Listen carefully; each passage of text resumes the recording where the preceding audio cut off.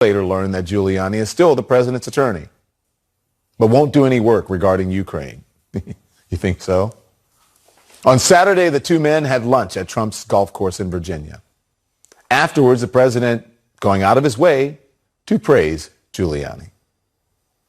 I stand behind Rudy Giuliani, absolutely. I know nothing about him being under investigation. As somebody said, I heard a report today. I can't imagine it. Can't imagine it. And then there's even more breaking news for you tonight. President Trump bowing to heavy pressure from Congress, especially Republicans, and imposing sanctions on Turkey for its military operations in Syria. Speaking for the president tonight, Vice President Mike Pence said that Trump spoke to Turkey's president and demanded an immediate ceasefire. President Erdogan reached out and requested the call. President Trump communicated to him very clearly that the United States of America wants Turkey to stop the invasion, to implement an immediate ceasefire, and to begin to negotiate with Kurdish forces in Syria to bring an end to the violence. The United States of America did not give a green light to Turkey to invade Syria. Okay. President Trump didn't have much of a choice but to take action. Since deciding last week to pull U.S. forces out of northern Syria, Trump is receiving scathing criticism from both Democrats and Republicans, demanding he force Turkey to stop its military actions against the Kurds, who are America's allies in Syria, helping to root out ISIS fighters. With tonight's actions, it appears that the White House is trying to take charge of events in Syria that got out of its control. And there's another disturbing matter that I've got to bring up tonight. It's a fake video that depicts in extremely graphic fashion. The President Trump, attacking and shooting his critics and media outlets, including CNN, inside a church. The video is so graphic that we won't even show it on air. It's been around for a while, but it's now in the spotlight after the New York Times reported that it was played at a conference held by a pro-Trump group at Trump's Miami resort last week. Today, YouTube says the video does not violate the policies against content that incites violence because it is purely fictional. But while YouTube and others may view the video as purely fictional, for some journalists, including people here at CNN, it depicts something that is very real and could incite violence. And to depict this fictional massacre in a church, we've seen that in real life, and it is unforgettable. This is real.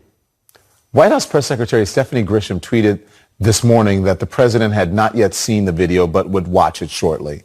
She added that based upon everything he has heard, he strongly condemns this video. But we haven't heard from the president. And it's after 10 p.m. He hasn't publicly condemned it himself. So I have to ask, if someone made a video of you committing mass murder, a massacre in a church where you threaten entire organizations, would you be okay with it? Or would you come out and say, this is wrong? I don't endorse it. Or would you stay silent?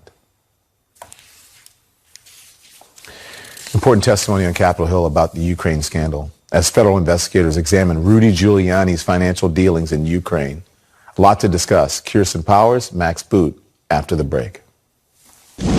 Critical week for President Trump as the impeachment inquiry widens. His former Russia advisor testifying for 10 hours today. The most anticipated testimony set for Thursday with Ambassador Gordon Sondland. Now I want to bring in Kirsten Powers and Max Boot. Max, of course, is the author of The Corrosion of Conservatism, Why I Left the Right. So good to have all of you, both of you on, I should say.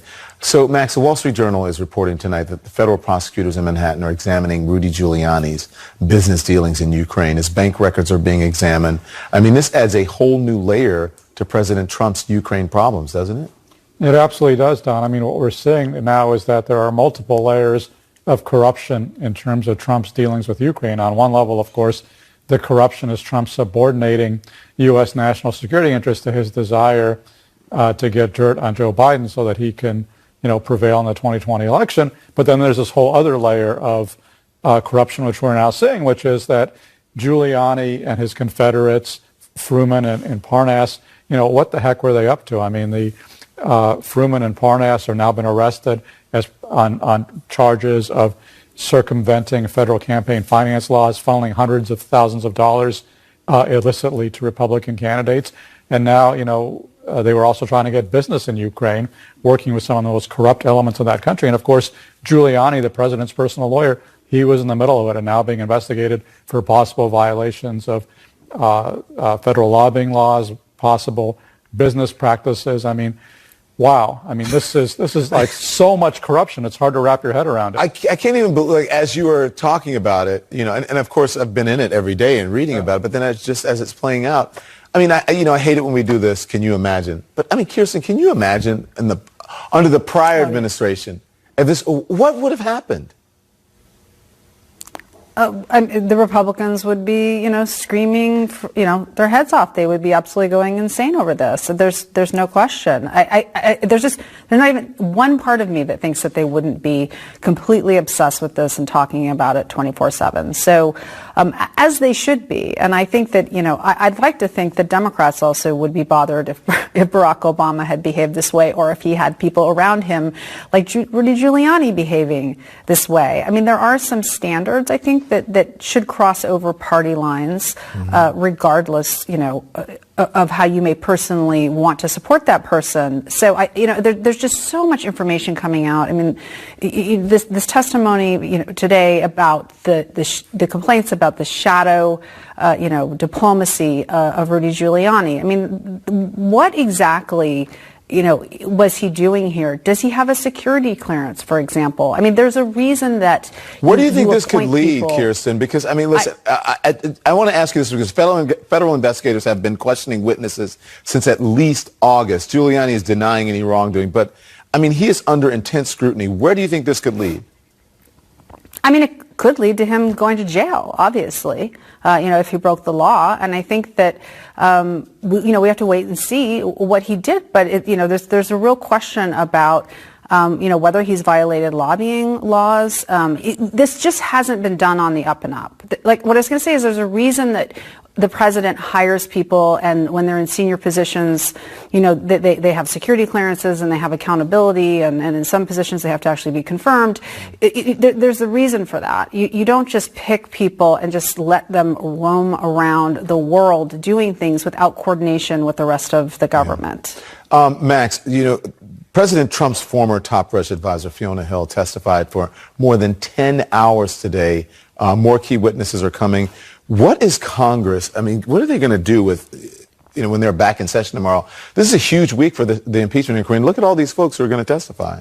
Well, I think what they're doing, Don, is they're really nailing down the case against Donald Trump. I mean, it was already a very strong case because Donald Trump released the evidence against himself when he released the rough transcript of his call with President Zelensky of Ukraine, and then the whistleblower complaint. I mean, they have Trump dead to rights there with him saying, I would like you to do us a favor, though, asking basically for quid pro quo. But a lot more evidence has now emerged of just how corrupt Trump's diplomacy has been. With you had the former ambassador to Ukraine testifying last week to how she fell out of favor with the Trump administration because of her anti-corruption efforts, which were apparently seen as a threat by Giuliani and his confederates. Now you have Fiona Hill, the former top Russia person at the NSC, talking about how Rudy was running this shadow foreign policy. Now, according to the Washington Post, Gordon Sondland, the ambassador to the EU, is going to say that he was basically coached by Trump to say there was no quid pro quo, and he can't actually say on his own information whether there was a quid pro quo or not. Yeah. I mean, this case is overwhelming. There's a reason, Don, why more than 50% of the public thinks that Donald Trump should be impeached and removed, because this is an open and shut case. Yeah, but Kirsten, you want to weigh in on that because, what do you want to say to that? Well, no, I agree, and I've said this before. It is an open and shut case. I agree with that 100%. There's just no question that if you put it to any fair-minded person, the president should be trying to get a foreign government to be digging up dirt on a campaign adversary, it's not a hard question to answer. And it's really answer is rattling the president's supporters, the ones who come in front of the camera, that this is not being held publicly because they don't know what's going on. They can't get into some of the meetings, and they don't know what's going on, and they're saying it's not fair. Do you buy that, Kirsten? No, I don't. I mean, look, there's plenty that's done, plenty of hearings that aren't done in the public eye. So I don't think that that's necessary. And personally, based on what the president does to people and based on what his supporters do to people, if it was me, I wouldn't want to do it in person. Probably. I mean, if it was me, Kirsten Powers, I probably would because I'm a public person. But if you're not a public person, I can understand why you wouldn't be comfortable doing that. Got it. Thank you.